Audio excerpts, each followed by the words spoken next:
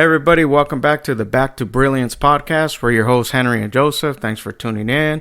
We ask that wherever you listen, that you subscribe, leave a comment or review. Helps great people like you find our podcast. And with that, we're going to go ahead and jump right into our topic. Today, we're talking about don't wait for the crisis. Train your mind to think ahead. And we're going to go ahead and break that down and what we mean. What we do sometimes is, we only make changes when a crisis hits, so we're going to break down some of the strategies and stuff like that. So with that, I want to welcome in our co-host, Joseph. Joseph, say what's up and take it away, bro. Hey, everyone. How's it going? So let's make a little mindset shift and think ahead and not reactively, right? So this all comes from Patrick Bet-David's or PBD's book, Your Next 5 Moves. And I thought this would be good because we've been kind of talking about procrastination and, overcoming your mind as far as not wanting to do stuff. But now let's head into something. Once you're past that phase, let's get into how to make your next 5 moves. And, more, in a more broad sense, the next 5 big moves in your life. A lot of times we're more reactive than being proactive. So that's what we're going to break down today by, putting these concepts in place and having them to work in your favor, so you're not always caught off guard. Yeah. So it's basically anticipation over reaction. Again, reactive over proactive or proactive versus reactive. And so basically the book talks about stop waiting for crises to dictate your actions.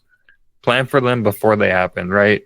People, they wait until a hurricane strikes to have a plan for whenever a hurricane strikes, Yeah, it's like, you got to approach it like it's a chess game, so you always got to think a couple of steps ahead, or like golf, every hit, is always a setup for the next hit in golf.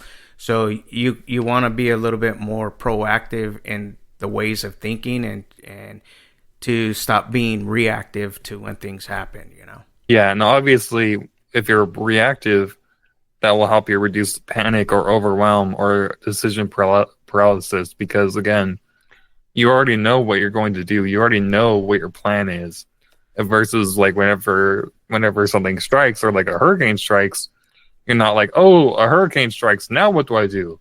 No, you know what you're going to do when a hurricane is going to strike. Right. And that's the thing. If you've never been in a hurricane before, you don't know what to do, but there's always somebody ahead of you that you can ask, hey, what are some tips? And that's kind of what this podcast is about. What we bring you guys tips and tricks, that help serve us and stuff like that, so if you're not sure, but, because when the time does come, you don't want to hit that paralysis, and that just comes down to like strategic thinking, and in relationships and personal and business.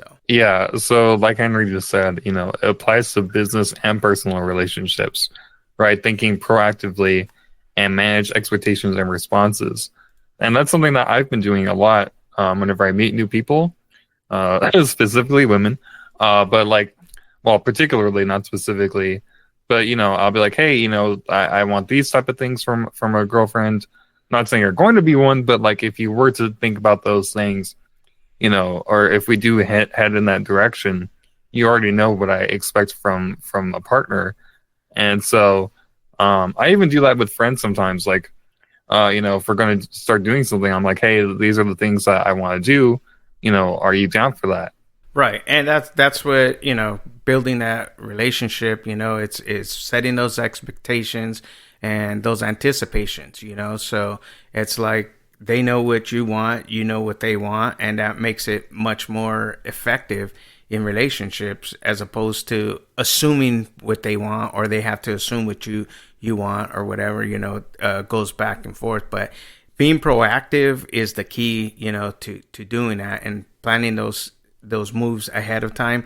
It alleviates a lot of stress, Yeah, and you just feel more grounded and prepared because, again, if you know that your trash man is coming today, you're not going to put out the trash 5 minutes before he pulls up or as he's, on your neighbor's yard, because then you're going to be panicking. You're going to be like, oh, you're not going to be ready. But if you put out the trash the night before, then you're like, oh, it doesn't matter. He's gonna come.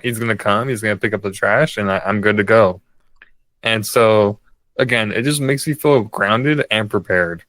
And I kind of want to pivot into like a short term action focus, or focus on some short term things, because you don't need to you don't need a full 10-year plan to focus on your next moves, especially in chaos. So you don't need to be thinking about, oh, I'm going to do this, that, then I'm going to do this, that. No, it's just what's your next 5 moves? What's your next move? Yeah, the 10-year plan is good to have in place, no doubt. We do recommend it, but the next 3 to 5 moves is what gets you to that 10-year plan. So because in life things do hit us, they broadside us, and when we're not when we're always reactive, it just takes more energy, so when you're proactive and you put these things into place, when chaos does come, you're able to deal with that because your systems are there in place to serve you. So always putting that the short-term action focus in play is going to help you in the long run. Yeah, exactly. And you kind of mentioned it already, but that takes us into our next point, which is like a step-by-step implementation process, right? So identify likely scenarios, such as brainstorming challenges, opportunities, or turning points you're likely to face. So again, if you're not, again, you're being proactive because you're trying to think of, okay, what are the next challenges that I'm going to face? What are some opportunities that might come up? What are some really like big points that will pivot what I'm going to do?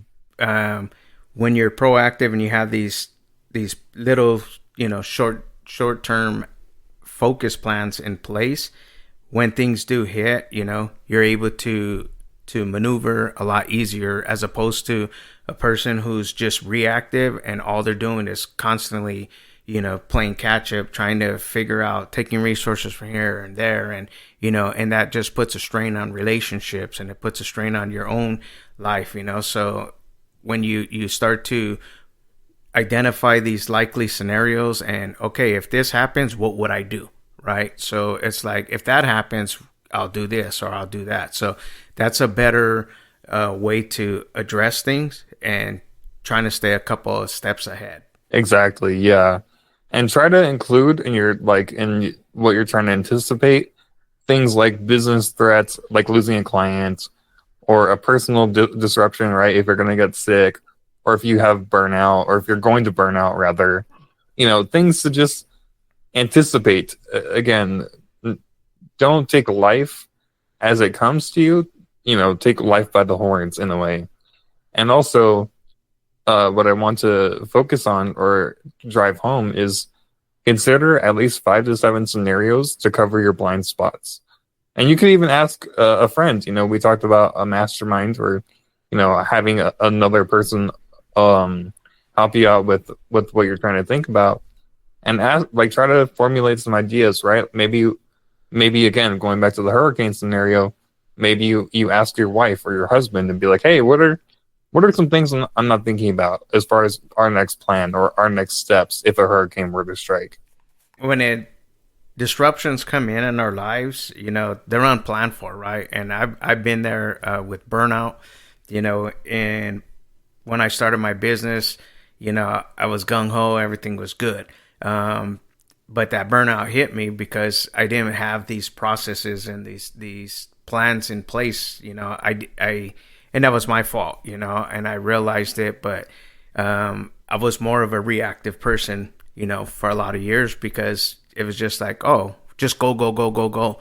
Had I known this stuff that we're talking about now, then I probably wouldn't have burned out, So my advice, and I just share that, is that hopefully that helps somebody if you're in that position right now where you're just going because the money's good, and you're not taking care of your health, your mental, your relationships. It's just all about business.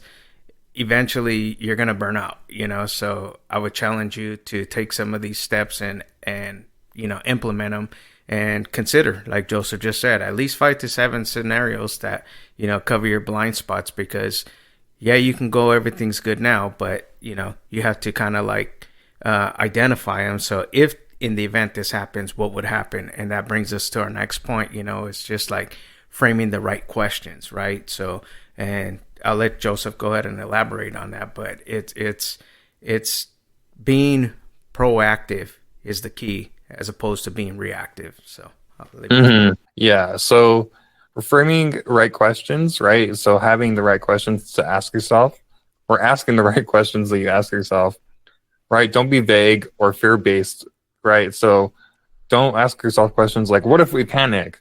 Or what if I trip and fall? Something like that.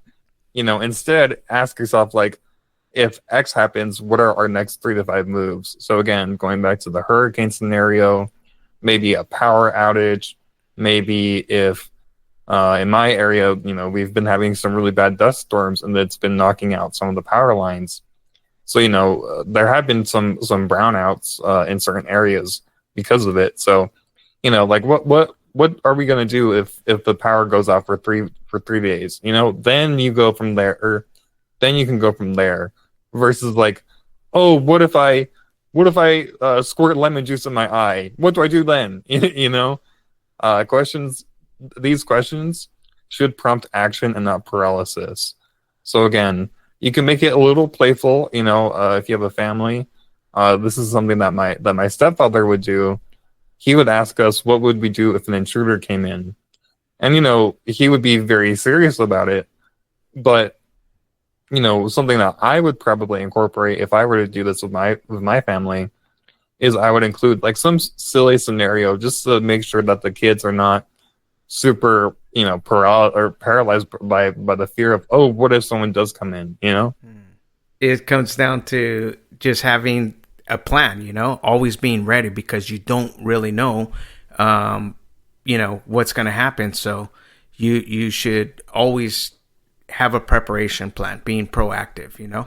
Yeah, exactly. And so, like you just said, a plan, that takes us into our next point, which is document the first moves, right? Don't just keep it in your head. Don't just have it in the ether, right? Write it down. Have a little, if you have a whiteboard, put it on your whiteboard. Or if you have a notepad that you like to read a lot, put it there. So write down clear, immediate steps for each scenario. Like Henry just said, an emergency plan. Yeah, because you never know when it's going to happen, so that's why it's called a plan, and everybody knows what to do and their position and all these things. But so yeah, writing it down, having it set up, it's going to help you in the long run, because when situations like that, even though it's a little, like a worst case scenario, but at least you're preparing for it with some sort of action. Yeah, and just to turn this into a more business example, or a more entrepreneurial example, right? Like, what if you lose a key employee?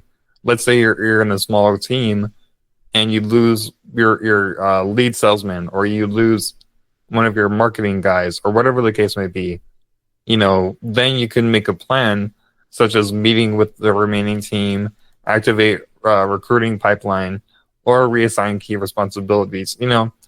Just try to find a way to know what your next 3 moves are, at least 3, because then, that will give you a little bit of time to think about your 4th and 5th step as you're doing step 1, 2, and 3. That's a good example right there. Is when you do lose a key employee, a lot of things, that you put on that person. It's like, okay, now I have to step up and do these things. So when you have that plan, you already know which way to go, when things, like that arise. So yeah, again, just being proactive as opposed to being reactive is going to serve you much, much better. And that's just what we're talking about, is having those next 3 to 5 moves in place that'll help you to be ready. And so I want to go into why it works. And this is pretty much what the book laid out, but it's psychological and strategic. So it avoids freeze mode in a crisis. So again, like we just said, if we're well planned, you can boom swiftly or quickly shift into solution mode. So again, if let's say the power goes out, you're not like, oh, the power just went out. What do we do? You're like, okay, the power just went out. I know what I'm going to do. I'm gonna go check to see the breaker, see if that's lit. You start going into solution mode. And that's the thing is, once you have these plans in place, yeah, it's easy to figure out. You're not guessing at this point because you already know.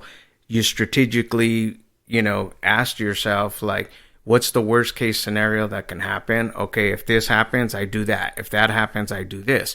So the solution mode automatically kicks in because of the pre-planning that you put in place, and it helps you. It keeps you from freezing up in a crisis. Yeah, exactly. I mean, a very common example of where this has been taking place is a fire drill, right? I'm sure everyone who grew up in a public school, they had a fire drill, or even business buildings. They had to test the fire alarms every so often, and so maybe you don't do a fire drill per se, but that might take you back to the time whenever you were in school and they had a fire drill, right? You had teachers instructing you on where to go, how to move, how far away from the school you go, and so that is all just about premeditation. That way, if there were a fire, which happened a couple times in my school, because people were being silly. Shout out to a teacher who set off a smoke detector from using the microwave incorrectly. Um, but whenever it happened, you do it so often throughout your school life. By the time that happened, everyone was like, "Oh, it doesn't matter. Like it's nothing," Right. And so all that is just to premeditate your next steps. That way, whenever it does happen, you're not freaking out and freezing. Right. Yeah, that's good. Yeah, we used to do those too. It was the stop, drop, and roll. And like when we hear the bell, and stuff like that. So, but that was the preparedness that they were getting the students, and it still applies today in our life, that like, if they did it then, it was for fire drills, right? But in our lives, we do have still these fires that, sprout up every once in a while, whatever that may be. But doing these things, it helps you to avoid freeze mode, and then it prepares you or increases your readiness and strengthens you in your weak points. Yeah, and it increases your readiness and strengthens the weak points, right? So, if you're making plans, as you're going through these steps, you might be like, oh, a common funny one that people do, or a common funny scenario that people will go through is what happens in the zombie apocalypse. Oh, we're gonna need a food ration, and you're like, oh, well, we don't really have much food or water, or we don't have any backup electricity. So then you start realizing like, oh, we don't really have that. Or if it's like, okay, we have to get out of town, but you live in the city center, you'll realize like, oh, I don't really have a route home, or I don't have a route to get out of the city. Yeah, I guess it just kind of leads us to our next point. Like it reveals the gaps, right? Like you're not ready, you're not prepared, so this helps you to be ready, and keep you from freezing up, because it happens all the time. I mean, here in California, recently we had the wildfires, and it burned down a lot of communities, and a lot of my friends and clients, they lost everything. And the thing is we're, it's common out here, earthquakes, these Santa Ana wind fires and stuff like that. So it does happen, but generally they're able to put it out before everything goes bad. This time around, it just was so bad that, a lot of people lost their homes, but every story that you hear is that they thought, oh, we were just going to vacate and go back home like normal, and this time around, it wasn't like normal, it was to the worst. So, being proactive, they would have grabbed a lot more stuff. They would have done a lot more things had they known. So this is like the worst case scenario. but their readiness, they were able to grab the stuff that was most important at that time, So definitely, in a crisis like that, you can see how freeze mode would take place, but some of them were ready and understood, and they were able to get their stuff and move on. So definitely being prepared is the key. Yeah, exactly. And something as serious as that, that does happen, especially in certain parts of the world or certain states if you're in the U.S. And so again, it just really helps you build your resources before you need them. If you know that you need to have X amount of food for X amount of days, or even if you know that you need to pack your luggage, maybe have a bag that's already packed. That way you grab it and you go. And so again, it makes you more reactive, or it transforms you from being reactive to resilient. Yeah, and that's the thing, Now, just talked to one of my friends yesterday about that who lost his home, and he was able to grab a few things, but it does make you resilient when you go through these things, But again, I think with talking with him, a lot of the stuff that he went through, it was like, man, now I'll always be ready, So don't wait for a crisis to happen, for your readiness to take place, So prepare yourself, apply these principles that we're sharing with you, and they'll help serve you, to be ready and be prepared for, anything that arises. Yeah, and again, it will just build up your confidence and your momentum because again, when a lot of people are going to be freezing, you're going to be ready. And so you could have confidence in knowing, hey, I know what I'm going to do. If a fire were to break out, I know what I'm going to do. So then you're a little bit more confident and you can build off of that momentum. So you know what to do even in tough situations. So that will breed confidence. I was going to get into maybe a TOS scenario, but we could talk about that maybe during a live stream at one point. But again, it just helps you reduce the stress and increases your sense of control. Because again, you're not being proactive. You're not a deer on the headlights looking at fire engulf your area, or you're not just watching the employee walk out and you're just like, what do I do? Oh my gosh, what do I do? You can get momentum from having an intentional plan and you can quickly execute it. When you have that confidence, you definitely, it puts a little pep in your step, right? So the momentum, because things, we're always prepared. My philosophy is, I expect the worst, hope for the best, right? Like that's probably not a good saying, but it's like things are always going to fall where they're going to fall, but it's how I react to it and how I deal with it. So my proactiveness of making sure that I cover this, and this, then when a situation happens, okay, I know I got to do that, and that. So it's like it builds confidence in knowing that you can actually, overcome this, get through it and whatever it is, So yeah, definitely put these steps into place, so you have, that confidence and keep that momentum going.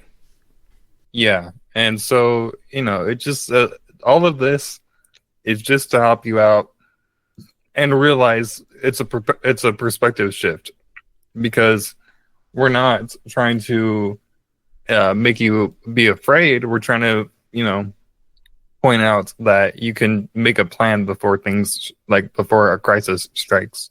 Yeah. So with that, don't wait for the crisis. Train your mind to think ahead. 3 to 5 steps ahead is going to help you tremendously. It's a mindset shift that you have to put in place. To not to think reactive, but to be more proactive. Don't wait.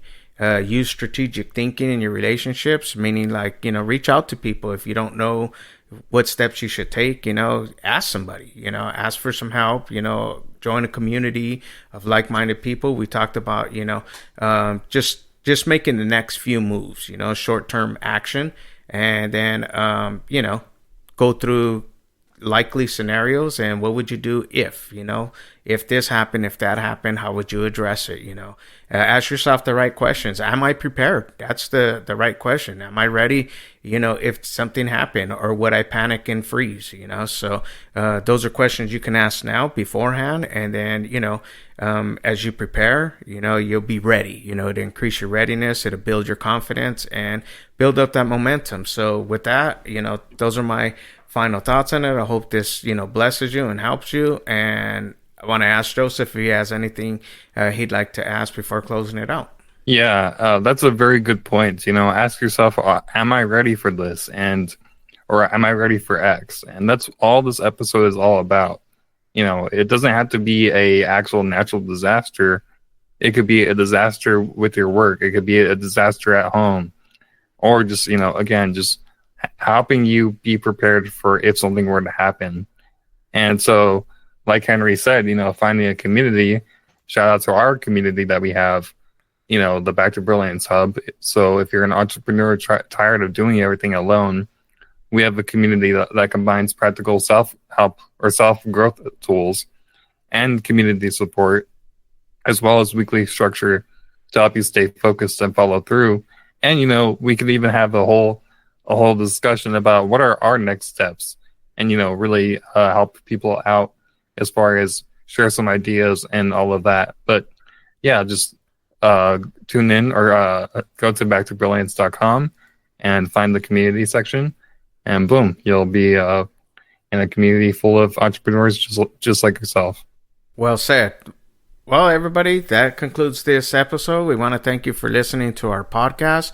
Don't forget, wherever you listen, subscribe, leave a comment and a review. It helps great people like you find our podcast. With that, we're out. Stay blessed.